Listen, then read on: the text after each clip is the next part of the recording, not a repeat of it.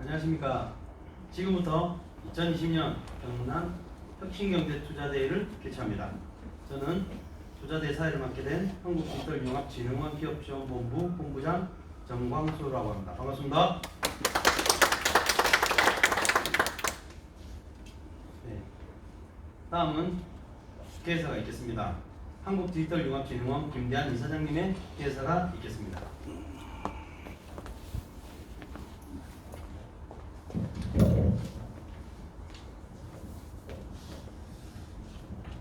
예, 여러분 반갑습니다. 방금 소개받은 김대환이라고 합니다. 참 한국 지금 경제 상황이 코로나까지 엎친데 덮친 경우 상당히 어렵습니다. 앞으로 한 2-3년 더 간다고 합니다. 우리 경남 한국 근대화의 상징 도시입니다. 여러분도 알다시피 1960년대 상공화국에부터 개발 경제에 가지고 우리나라의 근대화에 한국이 오늘날 이 자리에 이 정도 성장하기까지 초석을 다진 기반을 다진 성장 동력이었습니다. 그런데 지금 성장 동력이 제가 볼 때는 지금 다 하고 있습니다.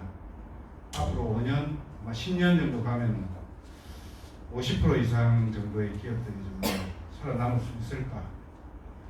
또 하나 얘는 미국이 제가 2000년대까지만 해도 우리가 3만 불 가면은 미국하고 이제 한번 견주어 볼 수 있지 않겠나 그런 생각했습니다. 근데 우리가 3만 불 오니까 지금 미국이 얼마인지 아십니까? 국민소득이 6만 5천입니다.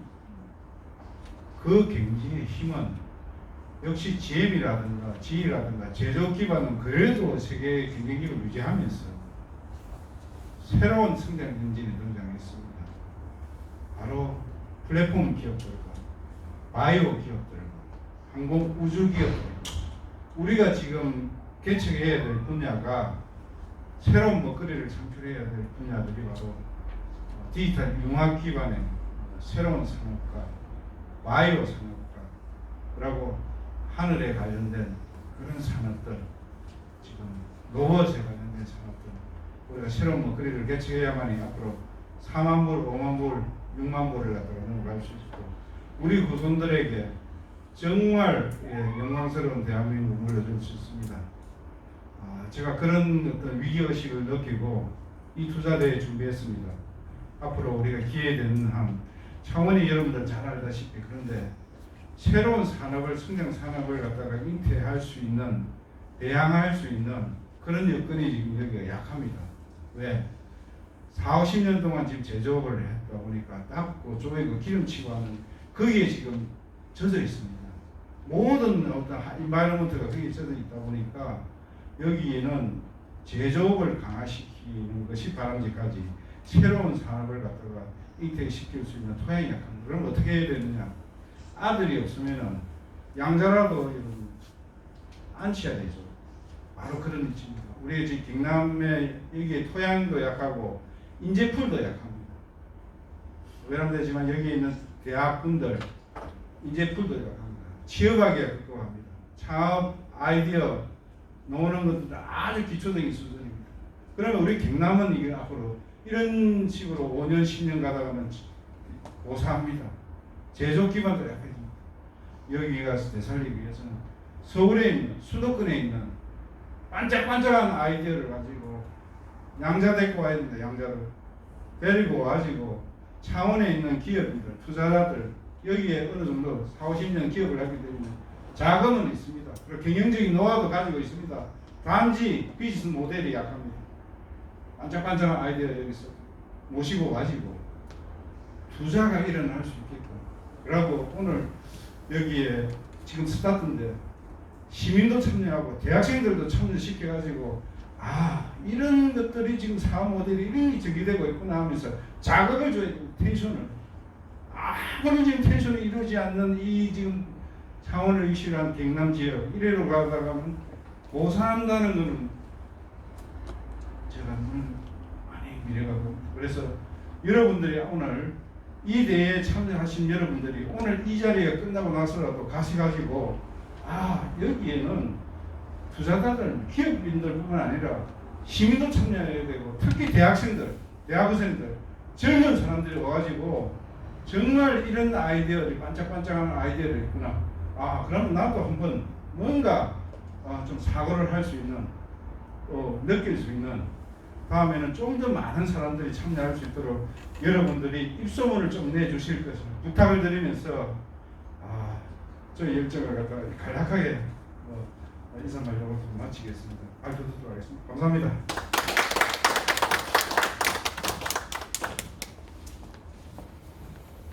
네, 본 투자대회 개최 이유에 대해서 설명을 드리도록 하겠습니다. 본 투자대회는 스타트업과 투자자를 연결하는 과거 역할을 기본적으로 수행하면서 지역의 기업이 상공인들에게 새로운 비즈니스에 대한 통찰력을 일깨우며 기업과 시민 그리고 많은 분들에게 새로운 사회 변화에 대한 인식을 제고할 수 있는 기회를 제공하는 목적입니다. 이에 본대회에 참여하신 분들께서는 기업과 기관의 설명을 들으시고 기업에 대한 궁금증과 문의사항이 있으면 부담없이 질문하시길 바랍니다. 자, 먼저 스타트업 기업 설명회가 있겠습니다. 주식회사 스튜디오컬처입니다. 본 기업은 효돌이라는 이름의 토큰을 위한 AI 로봇 개발 회사로 현재 지방자치단체, 복지관 등에 납품 중이며 통신사와 협업을 진행하고 있으며 정부 과제도 추진 중입니다. 본 기업은 앞으로의 고령화 시대에 늘어가는 독거 노인들의 우울증, 치매, 그리고 외로움을 좀 더 효과적으로 예방하며 멀리 있는 가족관계도 효과적으로 지속될 수 있을 것입니다. 좀 더 자세한 설명은 주식회사 스튜디오컬처 김지희 대표님 모시고 설명 듣겠습니다.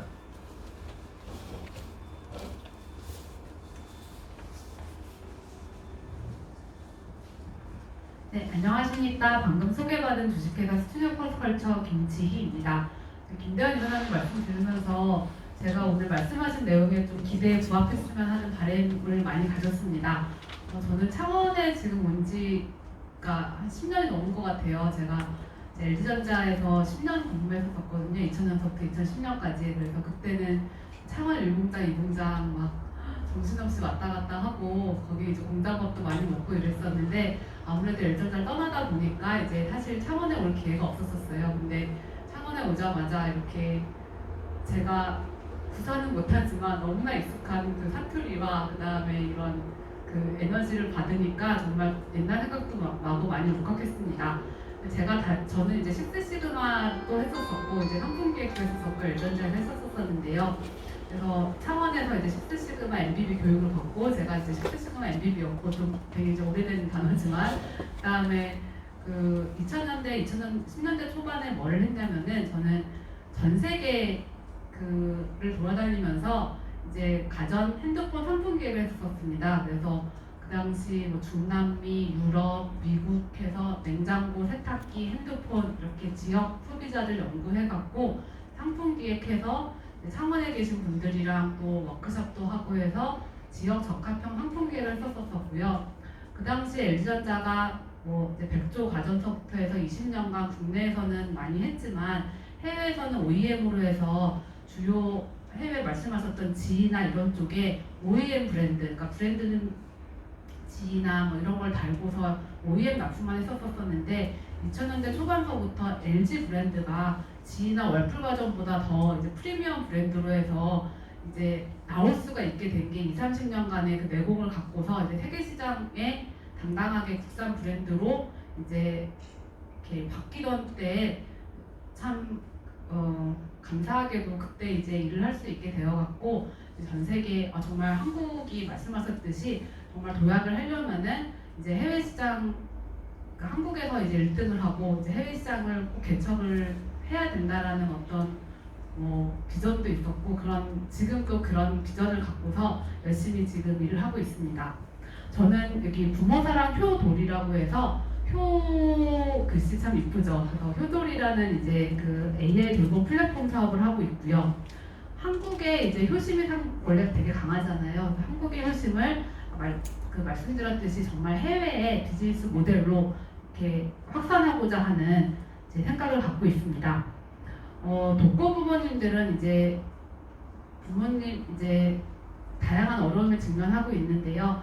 그 첫 번째는 이제 경제적으로, 신체적으로도 어려우시지만 가장 많이 얘기하시는 게 외로움입니다. 그래서 안타깝게도 그러니까 효심의 나라인 한국이지만 그 노인 자살률이 우리나라가 상당히 높습니다. OECD 53개 국가 중에 1위입니다. 너무 안타까운 현실이고요. 그다음에 자기방임이라는 것은 진짜 어르신들이 그거를 인지적으로 인지를 하고 있으나 그냥 생활을 놓아버리시는 거예요. 약을 안 드시고 아니면 식사를 거르고 그다음에 이제 주무시는 것도 되게 일정치 않고. 그런데 그게 너무 이해가 되는 게 이제 혼자 주말에 혼자 있어도 사실 사람이 되게 느슨해지잖아요. 근데 이제 10년, 20년을 혼자 살다 보면은 자기 방임이라는 문제가 생깁니다. 그리고 이제 치매가 2035년서부터는 치매나 우울증 같은 정신 건강이 지금은 제일 무서운 게 암이잖아요. 근데 암의 비용보다 사회적 비용, 의료 비용 다 포함해서 증가를 합니다. 그래서 우리는 지금 다 어떻게 보면은 고령화 사회에서 아직 해결되지 않은 이제 문제점에 대해서 고민을 갖고 있고요. 특히 이제 코로나 바이러스 아까 말씀하셨는데 이제 어르신들이 사실 못 다니시잖아요. 밖에 경로당도 가시고 친구 집에도 가고 이제 다니시면 참 다행인데 사실은 자가 격리의 이제 1차 대상자이기도 하고 스스로도 지금 이제 많이 조심하시느라고 외출을 못 하고 계십니다. 어르신들 우울증이 진짜 심각해지고 있고요. 일본은 그게 지금 벌써 나타나서 노인 자살률이 많이 지금 올라가고 있습니다. 근데 한국이 이제 그렇지 않게 되는 게 저희의 또 과제이기도 하고요. 그 노인들을 돌보는 아까 이제 다양한 질환들, 우울증, 치매 이런 것들 때문에 지금 한국에서 어르신들을 돌보는 가족이 200만 명이라고 합니다. 근데 또 놀랍게 서베이를 보면요, 노인 그 부모님 그 돌봄이 가족의 일이 아니고 국가의 일이다라고 하는 비율은 되게 높아요, 한국이. 그러니까 이게 빨리 변화하는 한국 사회다 보니까 이제 지금 가치관이 혼재되어 있고 그것에 대해서도 이제 정부나 이제 시민이나 국민이나 해서 어느 정도 합의를 이런 비용에 대해서 어떻게 이 돌봄 비용을 분담을 할 것이고 돌봄 역할을 나눌 것인가에 대해서 사회적 합의가 필요한 상황인데 지금은 우리나라뿐만이 아니라 전 세계적으로 고령화 사회를 걷고 있기 때문에 처음 겪는 거잖아요. 다 이제 환갑이고 7순이면은 사실은 이제 평균 수명이었었는데 지금은 이제 80, 90, 100세 넘는 어르신도 너무 많으시거든요. 그렇기 때문에 아직 정리가 안 된 상황이라고 보여집니다. 그래서 이제 치매 노인 돌보는 거 보시면 배우자, 딸, 아들, 그래서 가족의 부담이 상당히 높습니다. 그 노인 돌봄을 위한 ICT 솔루션이 많이 나왔습니다. 대표적인 게 이제 CC 카메라 있고요, AI 스피커 있고요. 그다음에 이제 들어보셨겠지만 로봇이 이제 그 부모님 부양 돌봄의 역할을 하겠다라는 얘기가 있지만은 비용이 너무 높거나 돌봄 관여도 실제 어르신들을 돌보기 위해서 해야 할 일에 아주 일부만 수행하는 거기 때문에 아직 상용화가 많이 이루어지지 않은 상황입니다. 그죠? 그냥 우리 부모님 돌볼 때 어떤 기계나 ICT 솔루션 여기 이제 그 디지털 융합 이런 게 되게 중요한데 돌봄에 대해서 그런 부분에 대해서는 많이 이제 제품이나 서비스가 존재하지 않는 게 사실입니다. 저희 이제 부모사랑 효돌은 이제 음성 및 터치 기반으로 해서 어르신들과 생활 속에서 24시간 생활하는 사용자 친화적인 인터페이스를 갖고 있습니다. 그 어르신들과 이제 24시간 곁을 지키면서 같이 살지 않는 가족과 협업해서 이제 부모님을 돌보는 거고요. 보시다시피 완전히 문제 인형의 형태를 갖고 있습니다. 저희가 타겟으로 한 거는 정말 멋있고 삐까번쩍한 로봇이지만 비싸거나 사용이 불편해서 못 쓰지 않고 어르신들이 정말 사용하기 쉽고 그 다음에 보호자가 필요한 정보와 필요한 서비스를 지원받을 수 있는 것을 목표로 만들었습니다. 싸고 쉽고 편하고 만만하고 저희가 그거를 타겟으로 하였습니다.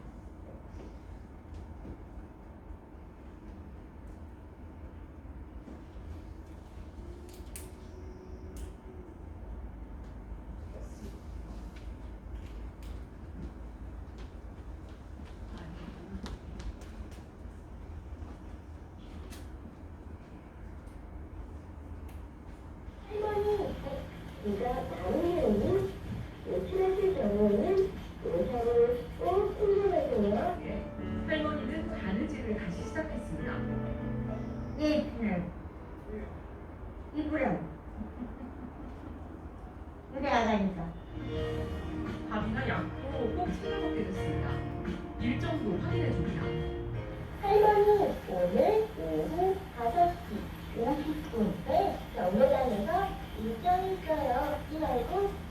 다녀오세요.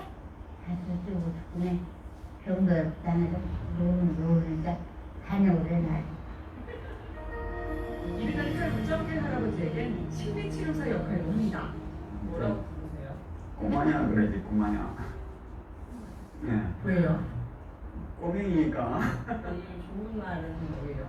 할아버지 사랑해요 하는 이런 말 5년 동안 혼자 사는데요. 그동안 사랑한다 소리는 그냥 못 들어가서 짧게 편집을 했는데요. 작년에 JTBC 뉴스에 추석 9시 뉴스에 이제 나왔었던 뉴스고, 이제 뉴스에서 혹시 보셨을지 모르겠지만은 KBS, MBC, SBS, JTBC 채널 A에서 다 뉴스에서는 많이 나왔습니다. 사용자가 지금 거의 80대, 90대 어르신이에요. 제일 연세가 많으신 어르신이 97세이신데요. 되게 놀랍게도 90대, 100세 어르신들도 독거를 많이 하고 계십니다. 현재 한국 현황이 그렇고요. 동일하게 미국, 일본, 중국도 마찬가지입니다. 이거는 한국일보 일면 기사에 나온 이제 사례인데요. 이분은 이제 춘천에 있는 마을에 사신 어르신인데 효돌이랑 하루 종일 같이 이렇게 생활하세요. 잘 때는 같이 눕고 이제 일어날 때는 효돌이가 아침에 이제 어르신들 일어나실 시간에 할머니를 깨워드리고 주무실 시간에 할머니를 재워드리고 그 안에 어떤 일을 하냐면요. 할머니 이제 일어나세요 라고 얘기를 하고 할머니 식사 시간, 약 드시는 시간, 할머니 혈압이 높으면 혈압에 관련한 식단 안내해드리고 이제 약 시간 알람해드리고 성경 읽어드리고 불경 읽어드리고 노래 불러드리고 해서 하루 종일 어르신들의 생활관리, 건강관리, 그 다음에 대화 파트너가 됩니다. 그리고 어르신이 외출했다 돌아오시면은 할머니 어디 갔다 오셨어요? 라고 외출 인사를 하고요. 할머니가 일정 시간 움직임이 없으면 보호자에게 할머니가 움직임이 없다고 알려드리고요. 또 보호자는 자식이 이제 여기 춘천 같은 경우에는 춘천의 노인복지관이나 마을 이장님이 이제 어르신들 움직임이 있는지 없는지를 스마트폰 앱을 통해서 확인할 수가 있는데요. 그 보호자는 당연히 이제 그 춘천 마을뿐만이 아니라 춘천에 사시든 아니면 자녀분이 미국에 살든 뭐 거제도에 살든 상관없이 원격으로 어르신들을 모니터링 할 수가 있습니다. 그리고 그 보호자는 한 명일 뿐만이 아니라 이 어르신들 돌보는 게 요양보호사, 사회복지사, 자녀, 그 다음에 뭐 경찰서다라고 하면은 다수의 보호자가 어르신들의 활동을 감지할 수 있는 기술입니다. 사실은 IoT 이런 것들은 되게 많이 공장 이런 식으로 해서 ICT가 많이 환경이 이제 구축이 된 데서 많이 사용이 됐는데요. IoT가 제일 필요한 곳이 바로 어둡고 그다음에 뭐 잘 안 사용하고 인터넷 환경이 안 써 있는 환경에서는 사실 니즈는 되게 높은데 그걸 구축하는 게 쉽지가 않습니다. 특히 독거르신들 집 보면요. 대부분 이제 주택이나 임대 아파트나 빌라 사시는데요. 인터넷은 당연히 안 쓰시고 그다음에 어르신들 자체가 스마트폰 안 갖고 계시고 그렇잖아요. 저희 부모님들도 뭐 스마트폰 있다고 하더라도 많이 안 쓰시잖아요. 그런 환경에서 얘가 통신에 구애받지 않고 왜냐하면 효돌이 자체가 통신량입니다. 개통된 상태로 어르신께 드리고요. 어르신은 자기가 스마트폰이나 뭘 쓸 필요 전혀 없이 그냥 효돌이랑 노는 거예요. 만지고 쓰다듬고 같이 손잡고 놀면은 어르신들의 그 생체 신호 데이터, 인터랙션 데이터가 실시간 수집이 되고요. 보호자는 CC 카메라로 본다는 거는 사실 이제 어르신들을 이제 정말 적나라하게 본다는 거고 이제 그게 필요한 어르신들도 있지만 저희는 이제 어르신이 약을 드셨는지 움직임이 있는지 정보를 이제 원격으로 보게 되는 겁니다. 보호자는. 그리고 보호자는 그 스마트폰 앱을 통해서 가장 이제 어르신들 병원 가시거나 뭐 일정 같은 거 있을 때 자녀들이 너무 챙겨드리고 싶지만 챙기기가 쉽지 않잖아요. 근데 저희가 그 구글 칼렌더에 일정 입력하듯이 우리 엄마 병원 갈 일정 입력만 해놓으면은 얘가 며칠 전서부터 할머니 내일 모레 병원 가셔야 돼요. 내일 병원 가셔야 돼요. 지금 4시에 병원 예약 있으니까 지금 출발하세요 라고 해서 일정 관리를 계속 해드리거든요. 그러니까 원격에 있는 보호자랑 효돌이랑 협업을 해서 어르신들을 케어하는 기능을 하고 있다고 보시면 될 것 같습니다. 여기 말씀드렸듯이 온몸에 센서가 있고요. 그래서 어르신들이 그냥 쓰다듬거나 앉거나 이러면은 신호가 계속 갑니다. 저희가 지금 그 어르신들 보호된 가구가 현재 이제 그 2020년 10월 기준으로 2,800가구가 보급이 됐습니다. 그리고 그 1,800명의 어르신들은 다 전국에 퍼져 있습니다. 서울서부터 제주도까지 이제 퍼져가 있는데요. 이렇게 어르신들의 음성 데이터, 어르신들의 인터랙션 데이터를 계속 수집을 하고 있고, 이 수집된 데이터 기반으로 해서 저희가 AI 엔진을 구축하는데요. 그게 뭐냐면 평소에 어르신들이 일어나시는 시간 아니면은 약 드시는 패턴이 기존과 다르다라고 하면은 그거를 먼저 이제 보호자에게 할머니 좀 평소와 달라요라고 해서 먼저 알려주는 이제 그 AI 엔진을 이제 개발을 하고 있고요. 근데 데이터가 많이 쌓여야지 그럼 경상도 어르신, 경상북도 남도 어떻게 다르고 서울 어르신과 어떻게 다르고 남자 여자 어떻게 다르고 종교에 따라 어떻게 다른지 실제적으로 불교인 어르신이랑 그 다음에 기독교인 어르신이랑 서치 인터랙션이 많이 다르거든요. 그래서 그런 것들서부터 이제 선행적 대응이 가능한 AI 엔진을 구축하고 있습니다. 저희가 지금 이제 2년 정도 이제 보급이 됐는데요. 부모사랑 효도의 효과성이라는 거는 이제 병원이랑 그다음에 학교에서 이제 연구 결과로 입증이 됐고요. 지금 그 국내 그다음에 해외 미국까지 해서 총 6건의 연구 논문이 퍼블리싱 되었습니다. 저희는 스타트업인데 되게 오래됐습니다. 효돌이라는 것들을 이제 제가 이제 LG전자 나와서 대기업이랑 그다음에 지자체 쪽에 정부 컨설팅을 진행을 하면서 이제 어떤 사업 아이템으로 시니어 서비스를 할 것인지를 고민을 했었고요. 본격적으로 아이디어서부터 제품 기획 개발에 착수한 지는 5년 되었습니다. 그리고 제품이 출시된 거는 재작년 12월입니다. 제품 출시됐다라는 거는 상용화로 아예 해서 판매 상태로 출시된 거는 3년 되었고요. 이게 이제 노인 시니어고 없던 상품이다 보니까 실제 하나하나, 그리고 이제 되게 신뢰성이나 중요하잖아요. 그래서 하나하나 실적을 쌓는 게 되게 오래 걸렸었습니다. 그럼에도 불구하고 일단은 이제 국내에서 이쪽에서의 파이어니어로서 계속 이렇게 좀 차근차근 실적을 쌓고 있고요. 보건복지부 커뮤니티 케어라고 해서 고령자 어르신들을 어떻게 이제 케어할 것인가에 대해서 민간 기업으로서는 이제 가장 이제 많은 실적과 그 다음에 노하우를 갖고 있습니다. 네, 저희가 이제 팀 멤버가 지금은 저희가 제조, 기획, 개발, 서비스 운영, 보급 이렇게를 하고 있기 때문에 총 12명의 인원이 있고요. 실제 지금 어르신들 대상의 서비스 그다음을 직접 진행을 하고 있습니다. 그다음에 저희 자문위원단은 이게 어르신들 돌봄이 복지, 의료, 실버 산업, 인공지능, 제조 관련해서 너무나 많은 이제 영역의 결합이기 때문에 다양한 어드바이저들을 갖고 있습니다. 의료 서비스는 이제 질병치료 중심에서 건강관리 중심으로 변화하고 있습니다.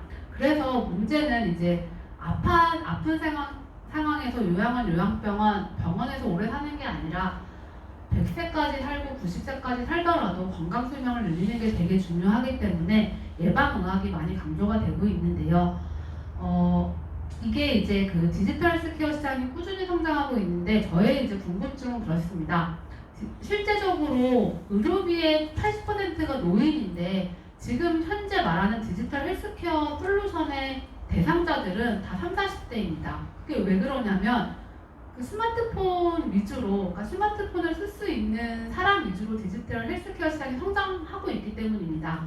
그거는 되게 이제 30, 40대는 사실은 건강하고 그 다음에 이제 이런 실제적으로 건강 수요에 대한 니즈에 대해서는 많이 약할 수도 있고 의료비 비중도 많이 적습니다. 5% 미만입니다.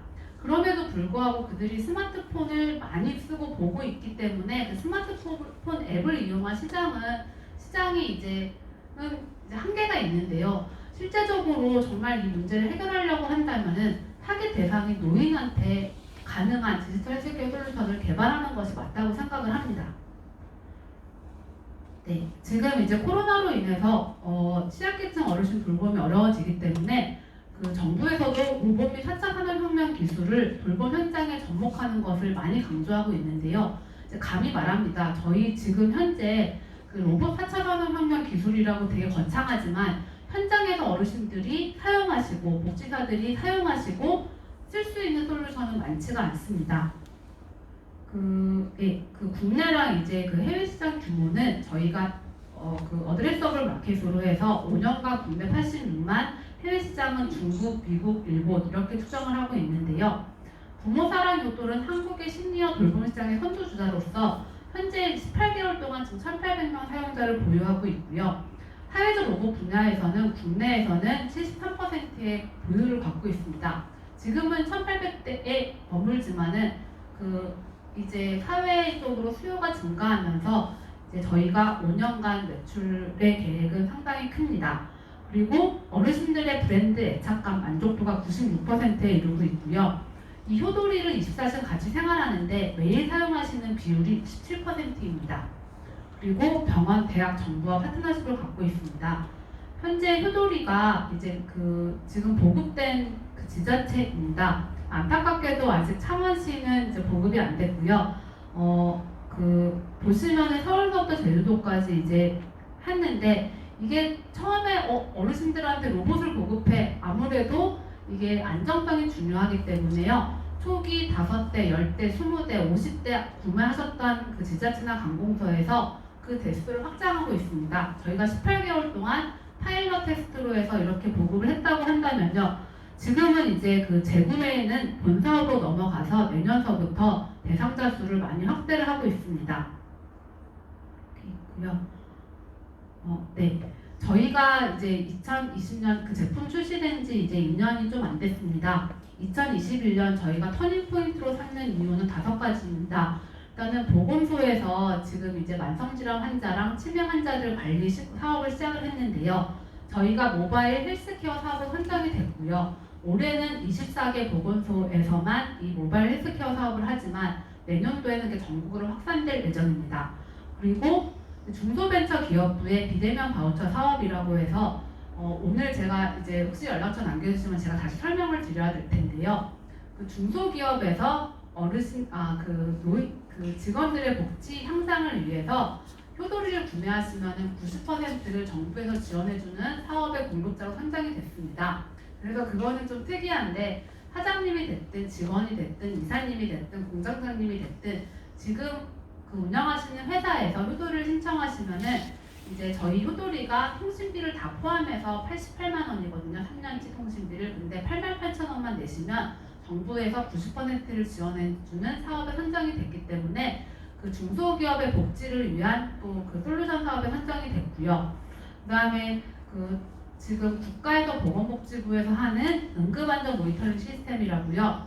정석 케어가 아니라 어르신들 이제 활동 감지하고 위험 상황에서 119를 연동해주는 가스나 불이 샌다고 하면 119를 연동해주는 응급안전 서비스라는 걸 보건복지부에서 하는데 그 시스템과 저희 효도를 연동하는 이제 사업을 개발을 완료를 했고 그 부분에 대해서 이제 중앙정부에서 저희를 고려하고 있습니다. 그리고 복지용구는 이제 많이 아실 텐데 지팡이, 전동침대 이런 것들에 대해서 이제 사실은 90%를 지원해 주는데요.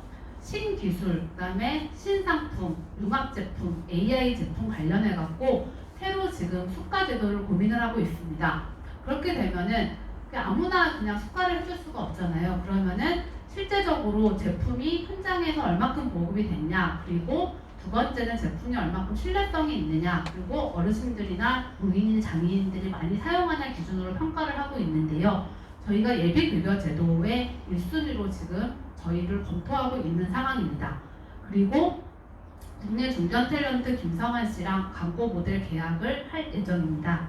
그래서 지금 아마 또 효도리가 제가 아까 뉴스에 많이 나왔어요 했지만 그 효도리를 처음 보시거나 모르시는 분들이 많으실 거예요. 그래서 효도리 자체를 이제는 브랜드 인지도를 높이는 것이 되게 우선순위라고 생각을 하고 있고 저희의 마케팅과 이제 그 방안은 빨리 공공 마케팅, 지금 정부 지자체 중에 264개 중에 효도리를 한 대라도 써본 지자체가 지금 40개 정도입니다. 근데 전국 264개 지자체 중에 창원시를 포함해갖고 이거를 빨리 확산을 하고 정말 효도리를 통해서 어르신들 이제 그 질도 높이고 복지 서비스 효율성을 향상시키는 것이 중요하기 때문에 이제 브랜드 인지도를 높이는데 이제 집중을 할 계획입니다.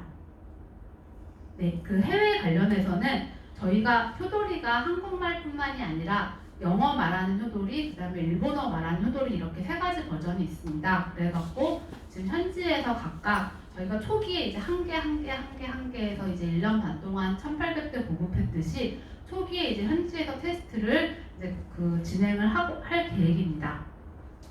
네.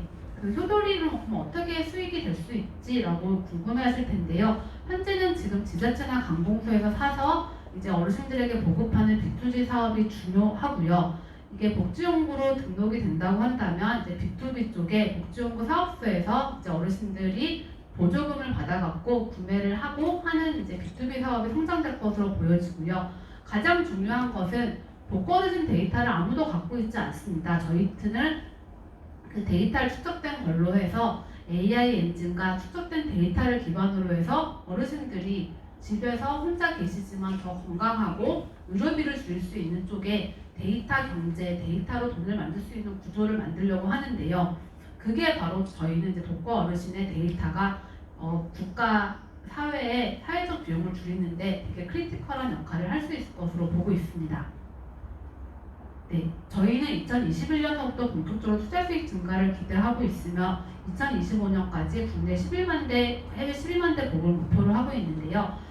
저희가 이제 작년에 1,100대를 보급을 했고 올해 1,500대 보급을 하고 있고 시범 사업이 완료가 되면은 내년도에 7,000대 국내 판매를 목표로 하고 있고요.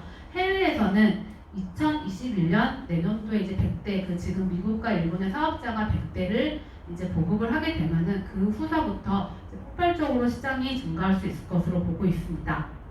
그래서 저희가 효도리를 통해서 노인 이제 아까 이제 제조업이 중요하다고 말씀하셨는데 이사장님께서 노인 쪽에 저희가 이제 5년간 시장을 보고 실제적으로 2년간 제품을 판매하면서 실제 소프트웨어에 없는 로봇도 많이 이제 계속 노인용 로봇은 다 사업이 안 됐고요. 그게 아니라 그냥 스마트폰 앱이나 어르신들 컨텐츠 이런 것들에 대한을 전문으로 하는 회사도 많이 나왔지만 많이 없어졌습니다. 그게 왜냐면 어르신들끼리 서로 공유하는 유튜브의 트로트 이런 것보다 사실 재밌거나 더 새롭지 않기 때문입니다. 효도리가 저거 뭐야 그냥 인형 아니야 그럴 수 있긴 하겠지만은 어르신들의 브랜드 애착도가 되게 높은 제품이고 저희가 여기에 바이오나 컨텐츠나 디지털 헬스케어에서 얘기하는 전자약 개념을 계속 접목하려고 노력하고 있습니다. 이미 어르신들의 집에 들어가 있는 플랫폼이기 때문에 그런 쪽에서 의료기관이라든지 병원이라든지 학교 쪽에서 계속 자신들이 연구해왔던 것들을 입증하고 거기에 접목하려고 하고 있습니다.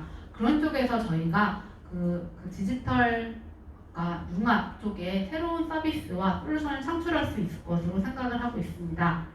네, 저희는 노인과 장애인들, 사회적 약자의 상세한 라이프 스타일 데이터 기반으로 이들의 건강 및 삶의 질 향상을 높이는 것을 저희 회사의 비전으로 삼고 있습니다.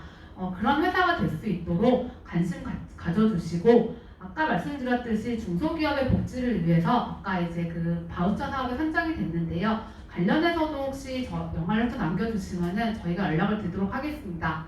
하여튼 저는 오늘 좀 이렇게 창원에 오고 또 이렇게 중요한 투자 대회에 이렇게 스타트업 기업으로서 좀 오래된 스타트업 기업이긴 하겠지만 소개를 해서 너무 영광이었고요. 네, 경청해 주셔서 감사합니다.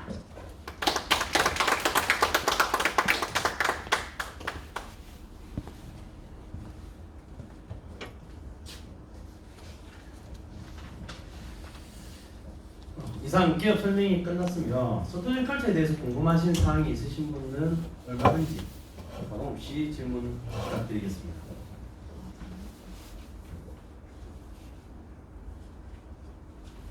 그게 원격 조정이 가능한가요? 그 자체에서 그냥 네네. 네, 원격 조정이 가능합니다.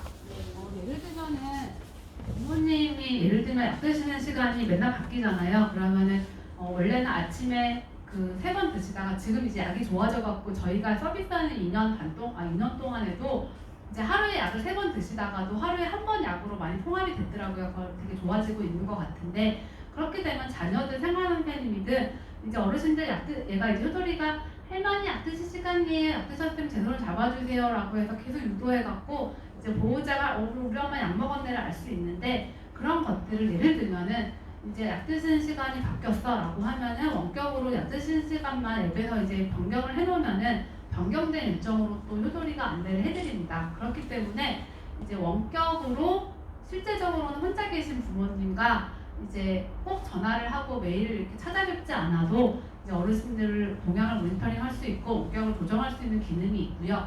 이거를 좀 더 확대해서 이제 보건소에서는 조금 더 이제 확장된 서비스를 이제 하려고 하고 있고 저희도 거기에 이제 계속 부합해서 기능을 개발하고 있습니다. 참 좋은 그 아이터님 같은 경우 제 생각이 금방 이게 듣고서 생각이 드는 거예요. 네. 무슨 생각인가 하면 할머니 지금 머리 아파? 또는 네. 뭐 저 배는 아프지 않아? 그 맞아요. 아픈 그 부위가 있지 않겠어요? 네네. 그렇게 이제 그 뭐 신문하고 질문하듯이 맞아요. 호돌이가 네. 질문해가지고 네네. 그 데이터가 또 전송되고 서로 이렇게 할 수 있다고 쌍방향으로 할 수 있다고 그러면 네네네. 더 아까 의료기관이나 이제 네, 네. 중앙에 관리하는 네, 네. 저 매니저나 이런 분들이 네. 더 가깝게 접근할 수 있겠다 이 생각이 조금 드네요. 그- 그건 하고 있습니까? 너무 정확하게 말씀해 주셨고 저희가 이제 음성 메시지를 보내고 받는 기능이 있습니다. 근데 지금 솔직히 뭐 누가 제일 많이 쓰냐면요. 이제 군수나 구청장님이나 시장님이 제일 많이 쓰세요. 그게 뭐냐면 생활선생님들도 어르신 저 추석이라서 일주일 동안 못 뵐 것 같아요. 저기 나중에 뵐게요라고 이제 음성 메시지를 보내는 사람은 정말 열심히 일하는 사회복지사고요. 이제 쓰시는 그 복지사 있고 안 쓰시는 복지사 있는데요. 이제 시장님들은 이제 구로구에는 그 서울시 구로구에는 이제 초기에 200대 보급했고 지금 이제 또 올해 구매 150대 이제 매년 이제 구매를 하고 있는데요. 시장님이 그 어르신들에게 추석 인사나 새해 인사를 이제 구청장님이 이제 그 350분 어르신께 드리는 거죠. 어르신들 이렇게 뭐 명절입니다라고 하면 이제 어르신들 중에 받으신 어르신 중에 아이고 우리 구청장님 수고 많아 이렇게 이제 대답하시면은 그거를 또 앱에서 확인할 수가 있는데요.